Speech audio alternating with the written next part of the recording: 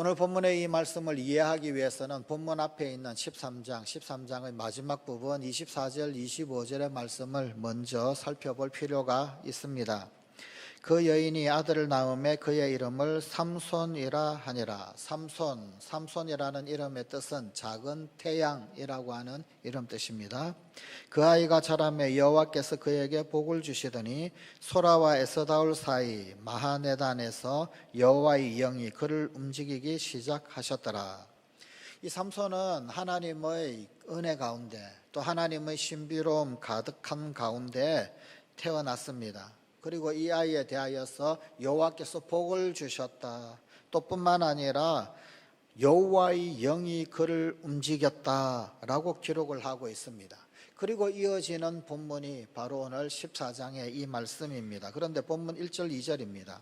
삼손이 딥나에 내려가서 거기서 블레셋 사람의 딸들 중에서 한 여자를 보고 올라와서 자기 부모에게 말하여 이르되 내가 딥나에서 블레셋 사람의 딸들 중에서 한 여자를 보았사오니 이제 그를 맞이하여 내 아내로 삼게 하소서 하며, 성령이 움직이기 시작하셨다. 성령이 역사하셨는데 그러자마자 그 다음에 삼손은 바로 다음 절인 오늘 본문 말씀 가운데서 이방 여인과 결혼하겠다라고 나서고 있습니다.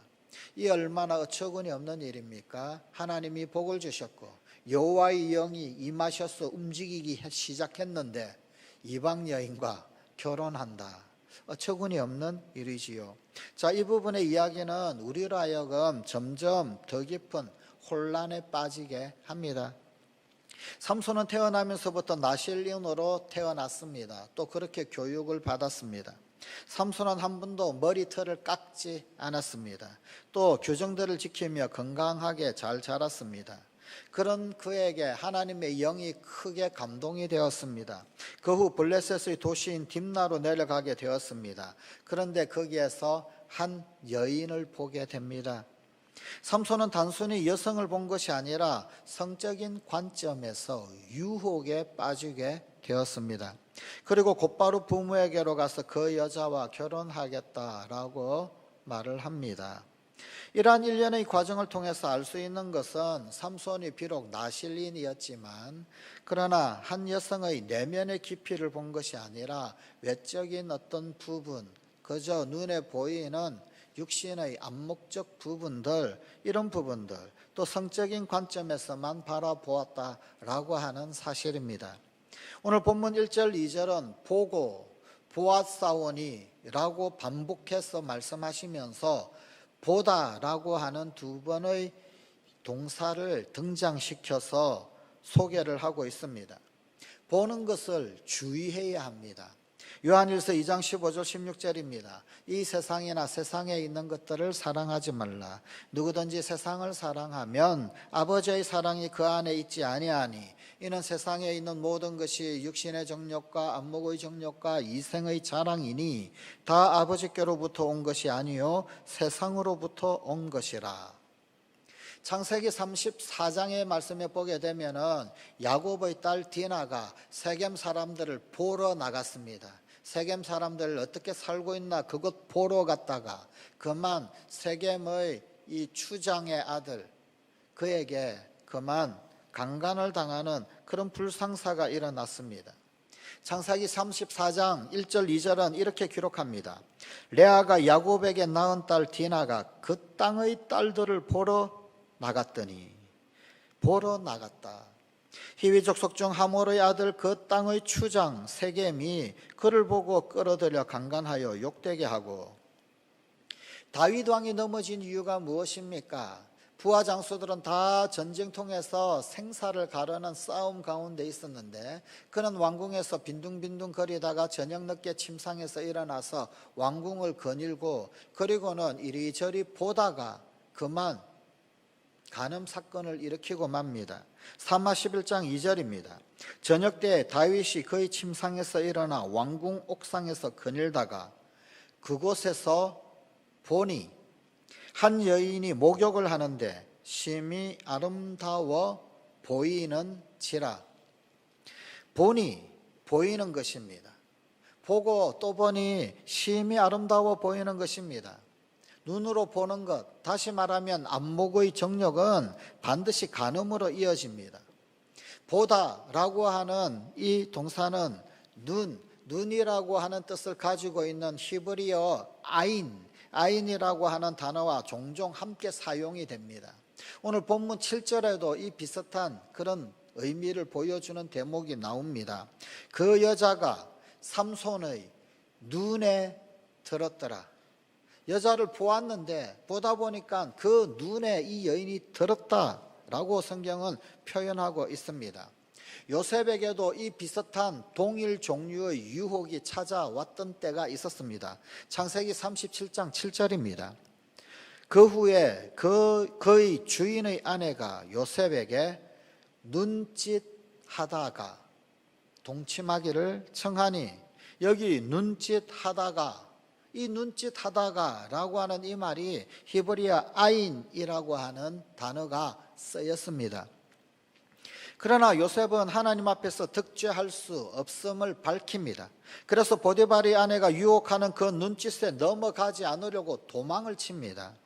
요셉은 그 일로 억울한 옥살이를 당합니다만, 그러나 결국 하나님께서 그를 위대하게 높이셨습니다.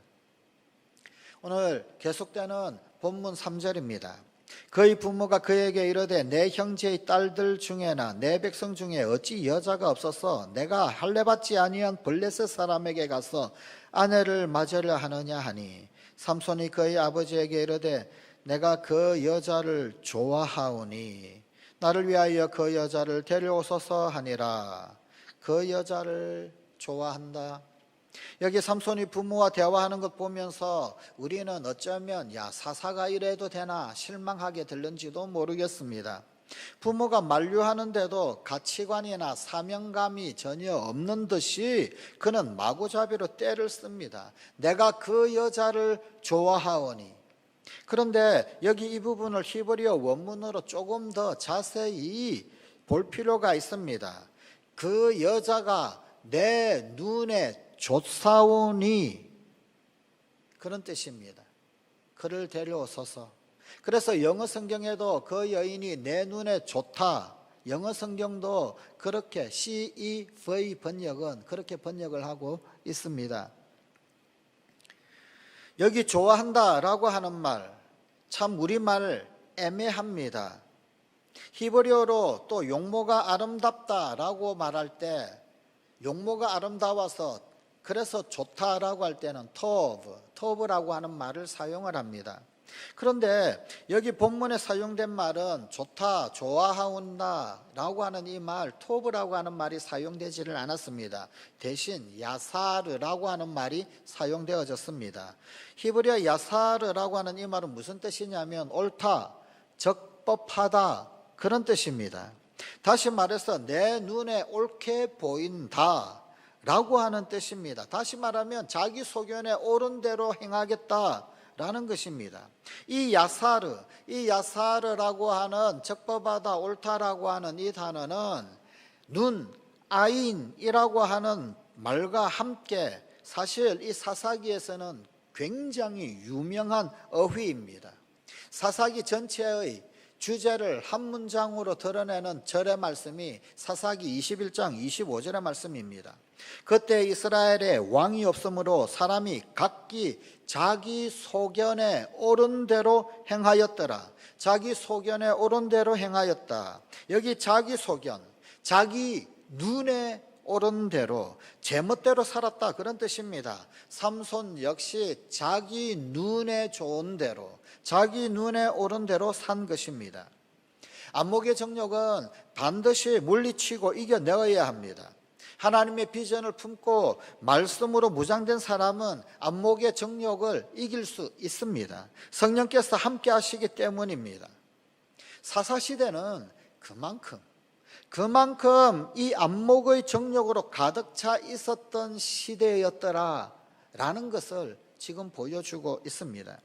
세상은 안목의 정욕으로 충만하며 믿는 사람들을 넘어뜨리려고 유혹을 합니다. 안목의 정욕을 채우려고 하는 이유가 도대체 무엇일까요? 자기 과시, 자기 만족입니다. 좀 그럴듯해 보여야 되거든요. 그러니까 그럴 때 듯해 보이는 것에 자꾸만 눈이 막 갑니다. 그래서 그것 어떻게 채워서 자기 과시를 하고 자기 만족을 하려고 하는 것입니다. 하나님의 백성은 자기 과시, 자기 만족으로 충만할 것이 아니라 하나님의 거룩함으로 충만해야 합니다. 삼손은 보고 보았사오니, 그리고는 깊이 생각할 것도 없이 급하게 결혼을 서두르는 모습을 보입니다. 비단 이 결혼뿐만이 아닙니다. 오늘 본문 8절입니다.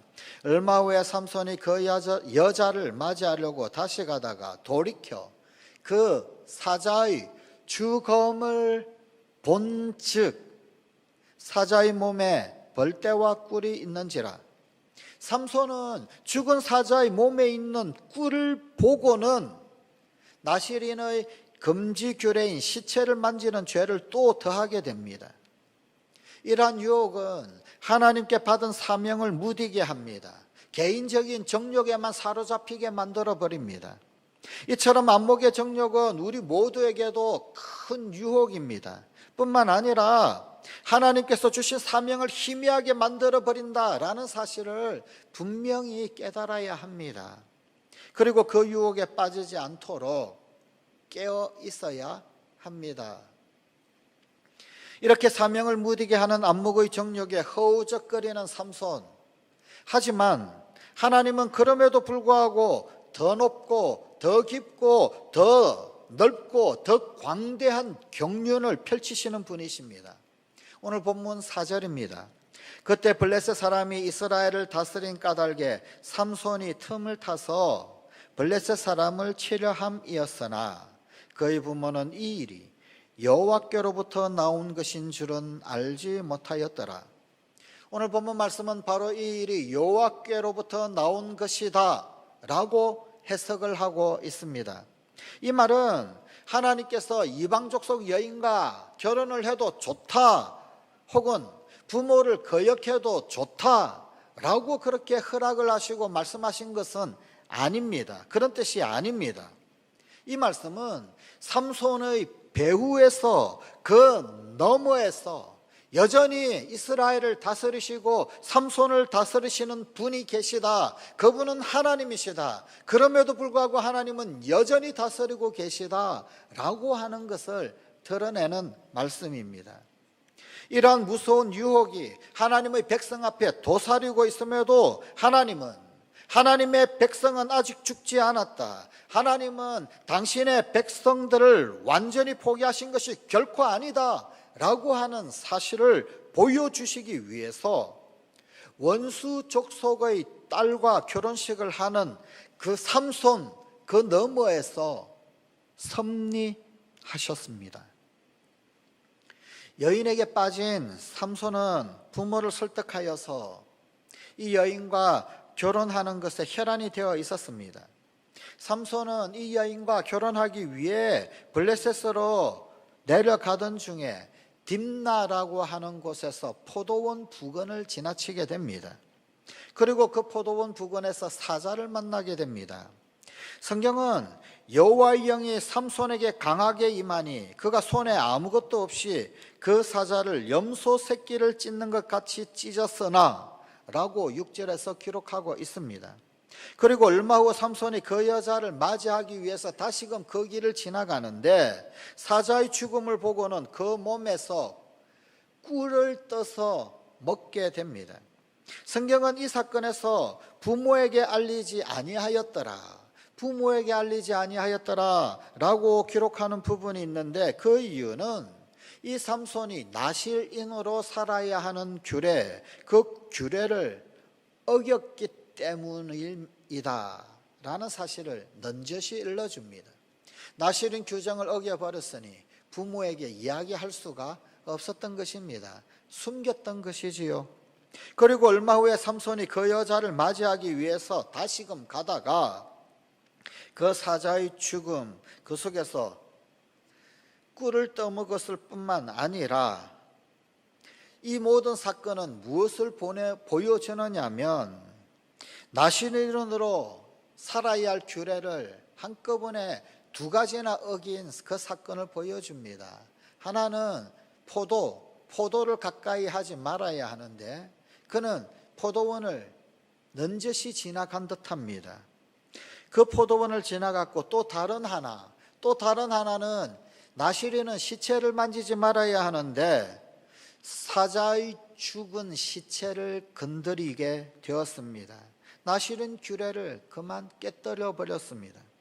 뿐만 아니라 삼손은 잔치를 열어서 이방인인 그 신부 집에서 7일 동안 술을 마시며 게임을 즐기는 향년을 즐겼습니다. 왜 갑자기 사자가 나타났을까요?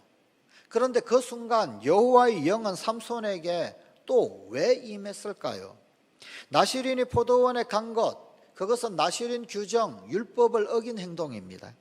삼손을 책망하고 속죄 제물을 드려야 한다고 꾸중하셔야 합니다.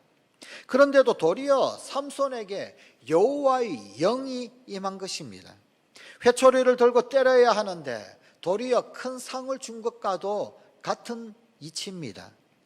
포도원에 갔는데 사자가 나타났다라고 하는 것, 이것은 포도원이라고 하는 죄의 유혹 앞에서 반드시 사자처럼 강력한 사탄의 올무가 감춰져 있음을 보여주는 것입니다.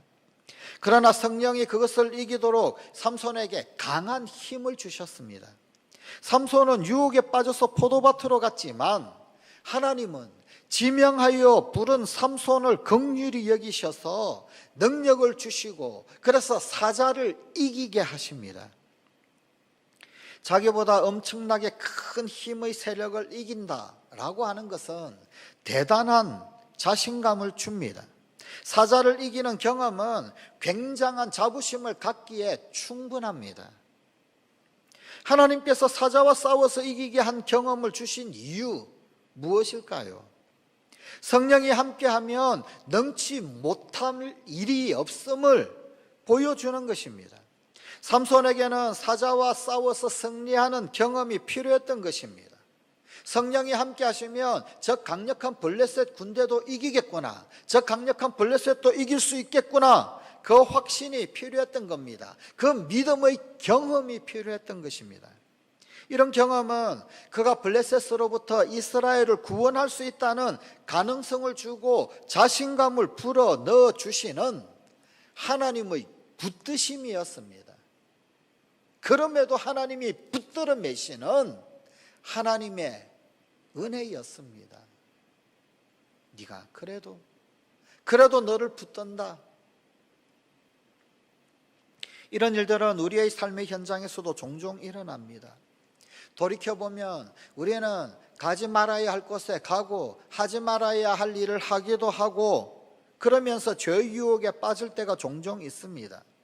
그런데 그때 하나님께서 갑자기 은혜를 주시고 깨달음을 주셔서 그 자리를 박차고 나오기도 하고 죄의 유혹을 물리치고 승리했던 경험들이 혹 한 번쯤은 있으실 겁니다. 그것은 성령이 힘과 능력을 공급하신 것입니다. 그 위기 속에서 하나님이 깨닫게 하시고 능력을 주셔서 죄의 위기를 극복할 수 있도록 그렇게 붙들어 주시는 것입니다. 하나님의 은혜와 능력은 참으로 크지만 작은 태양이라고 하는 이름의 삼손은 그야말로 하나님의 은혜가 아니면 태양이 아니라 작고 작은 초라한 존재였습니다. 하나님의 은혜가 비추어지니 태양이었지 그 은혜만 거두어지면 작고 작은 초라한 존재였더란 말입니다. 그는 계속해서 유혹에 넘어지는 모습을 보입니다. 며칠 후 삼손이 다시 그 여자를 맞이하려고 뒷나로 내려갑니다. 죽은 사자를 보게 되었습니다. 그런데 문제는 그 다음 상황입니다. 사자를 찢을 만큼 강력했던 그 삼손, 그렇게 강한 삼손이 죽은 사자의 몸속에 있는 그 꿀 먹으려다가 사자의 죽음, 시신을 만지게 됩니다. 마귀가 40일을 금식하신 예수님께 다가와서 제일 먼저 유혹한 것은 먹는 것, 먹는 것에 관한 것이었습니다. 돌로 떡을 만들라는 것입니다. 금식하면 먹는 것이 얼마나 큰 유혹인지 알 수 있습니다. 음식의 유혹, 먹는 유혹은 실로 대단합니다. 죄 짓는 것, 그것이 당연하다는 듯 그게 육신의 정욕입니다. 너무도 달콤해서 절대로 포기할 수 없는 것입니다. 삼손은 나실임에도 불구하고 그럼에도 하나님의 금하신 말씀은 잊어버리고 그저 그 꿀, 육신의 정욕에 취해서 부정하게 될 시신, 사자의 죽음을 건드리게 됩니다. 율법을 어기면서까지 그렇게 꿀을 먹고 싶었을까요? 도대체 꿀은 어떤 의미일까요? 꿀은 유혹입니다. 이방 여인입니다. 죽은 사자의 몸에 담긴 꿀은 하나님이 가장 싫어하시는 가나안의 삶의 방식입니다. 가나안의 정신입니다. 하나님을 대적하며 우상을 숭배하는 가나안이 바로 꿀입니다. 쉽게 돈 벌고 쉽게 출세하는 것, 그것이 가나안의 삶의 방식입니다. 은밀하게 뇌물 받고 회사의 이중장부를 만들고 욕망과 탐심으로 자기 이름을 내기 위해서 모든 것을 조작합니다. 전부 가나안의 삶의 방식입니다. 수단과 방법을 안 가리고 남을 짓밟고 출세하려고 합니다. 한 영혼에 대해서는 관심도 없습니다. 자기 영혼이 망하는 줄도 모릅니다. 사자를 찢어버리는 어마어마하게 큰 능력이 삼손에게 있었습니다만, 그러나 꿀에 약한 삼손입니다. 작은 죄, 작은 유혹을 이겨내야 합니다. 우리가 보기에 시시하게 보이는 작은 죄를 용납하기 시작하게 되면 큰 능력을 잃게 됩니다. 작은 죄를 용납하는 것이 결국 성령의 능력도 상실하게 만든다라는 사실을 명심해야 합니다. 죄는 곳곳에 숨어서 우리에게 덫을 놓습니다. 죄의 세력 앞에는 장사가 없습니다. 그러므로 나 자신의 약점이 뭔가? 우리 자신들의 약점들을 정직하게 하나님 앞에 드러내어야 합니다. 그래야 하나님 도와달라고 솔직하게 의탁할 수 있지 않겠습니까? 하나님 앞에 가져와서 치료받아야 합니다. 하나님이 책임을 지시는데 율법의 말씀을 어기시면서까지 꿀을 먹을 이유가 없습니다. 당당하게 꿀을 포기하십시다. 당당하게 꿀을 포기해야 합니다. 삼손이 딥나 포도원에서 경험했던 두 가지, 이것은 지금까지 우리 인생에도 일어났고 앞으로도 일어날 것입니다.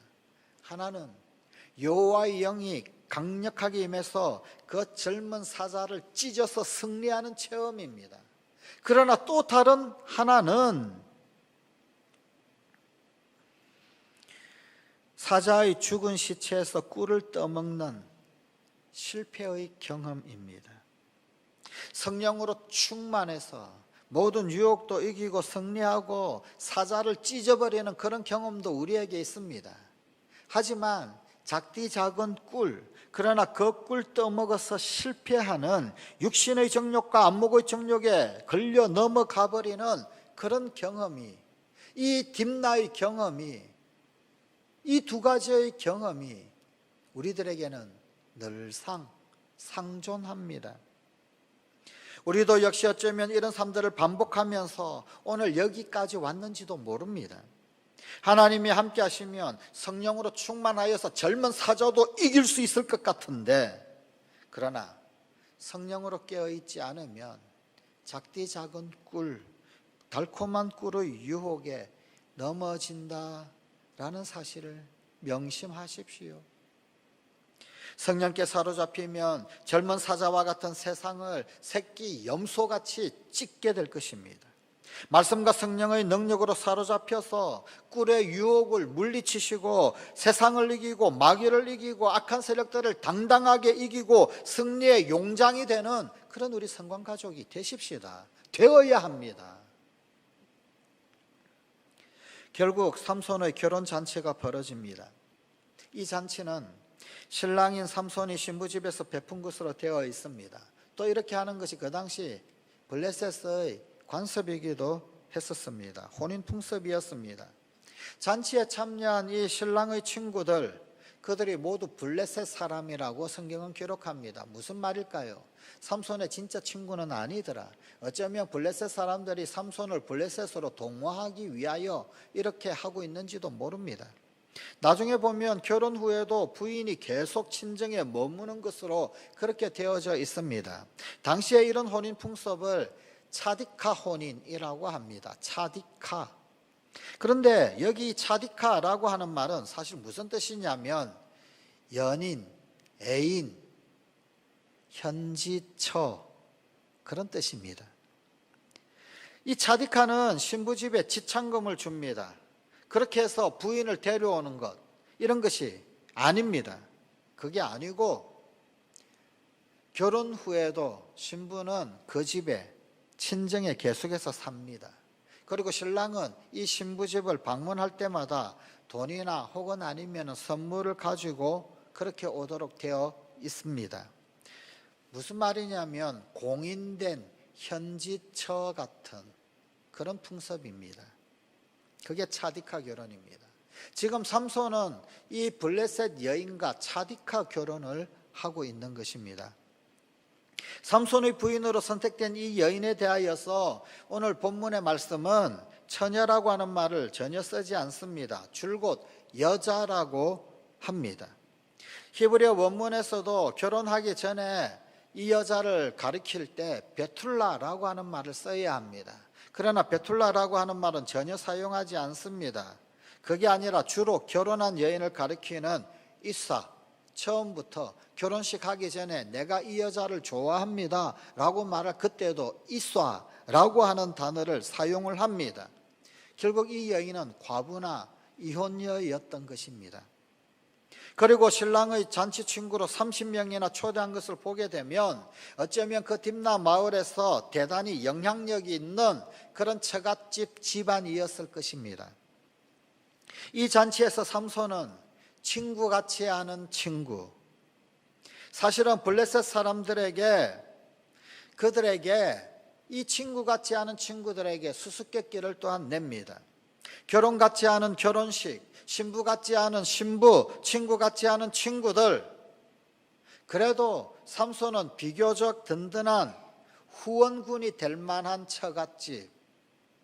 삼손은 아주 합법적인 시비거리가 생겨 한판 붙게 되면 그럴듯한 싸움 될 만한 상황, 그것 설정해 놓은 것입니다. 이 과정에서 수수께끼를 내는 것입니다.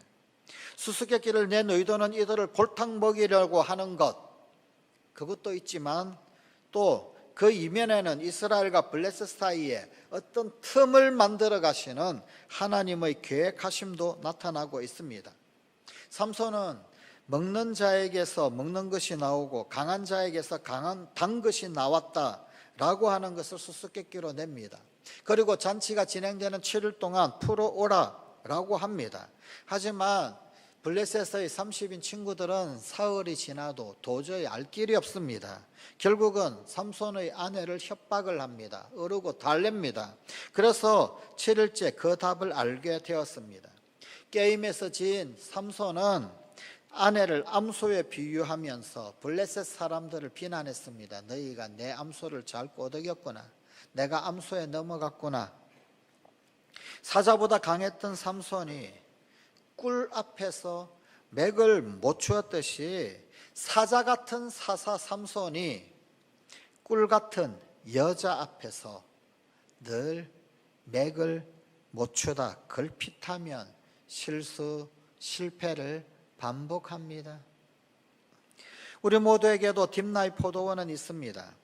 하나님께서 함께 하셨던 승리의 경험, 혹은 작은 유혹을 이기지 못해서 실패하고 넘어졌던 경험, 이런 것들 다 있습니다. 그런 경험의 고향이 딥나에 있습니다. 사자를 이긴 내가 꿀에 넘어졌던 그런 경험은 없으십니까? 그토록 멋지게 헌신했던 내가 그저 누군가의 말 한마디에 상처받고 좌절하고 쓰러지고 넘어진 적은 없으십니까?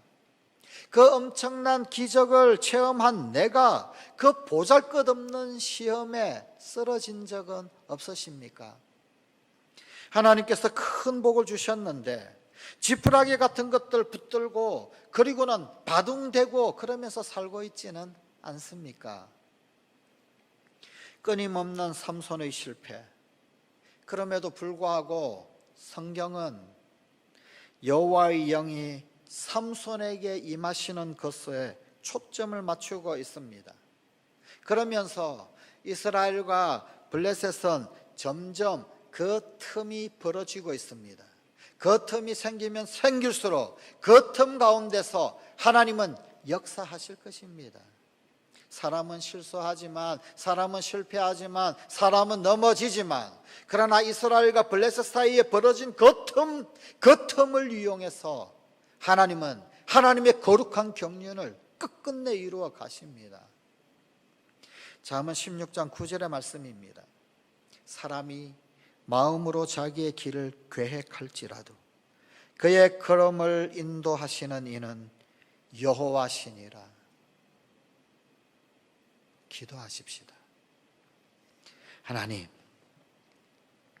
하나님이 부르셨는데, 성령 주셨는데, 하나님의 자녀라고, 하나님의 사람이라고 불러 일으키셨는데,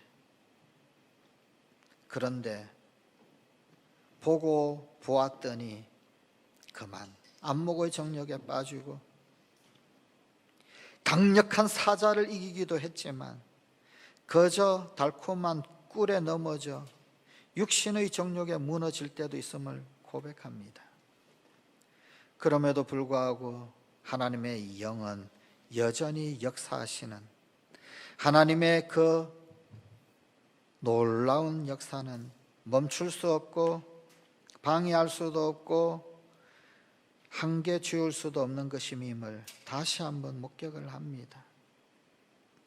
바라고 원하옵기는 사자를 이긴 내가 꿀에 넘어지지는 않게 하여 주시옵소서. 그토록 멋지게 헌신했던 내가 누군가의 말 한마디에 그만 좌절하고 쓰러지고 상처 입고 주눅들지 않게 하시옵소서. 하나님의 엄청난 도움을 겪었던 내가 보잘것없는 시험에 쓰러지지는 않게 하여 주시옵소서. 그럼에도 불구하고 여호와의 영이 삼손에게 임하셨던 것처럼 우리 사랑하는 성관 가족들, 그럼에도 불구하고 하나님의 영이 붙들어 주시는 자비, 긍휼 오늘도 허락하여 주시옵소서. 우리의 걸음을 인도하시는 하나님의 신실함이 그럼에도 불구하고 나타나게 하여 주시옵소서. 예수님 이름으로 기도드리옵나이다. 아멘.